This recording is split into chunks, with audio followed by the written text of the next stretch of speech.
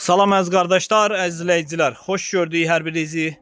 Əziz qardaşlar, buyurun baxın, bax belə 38 baş birinci qarna boğaz şişəklər satılır. Xam şişəklərdir əziz qardaşlar. İçində yerlisi də var. Birəbir hamısı boğaz şişəklər.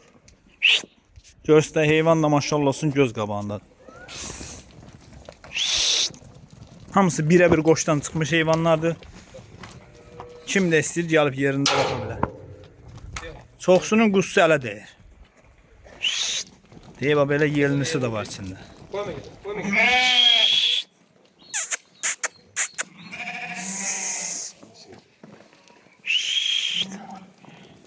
Göstər heyvanlar göz qabağındadır baxın. Ay maşallah. Durna kimi heyvanlar.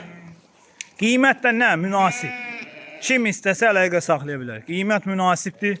Kom götürəndən danışmaq olar. Bir qapında heyvandır az qardaşlar. 38 baş heyvandır. 38 baş. Ay maşallah görsünüzlər. Durna deyir durna. 38 baş heyvan. Ay maşallah. Baldır bal.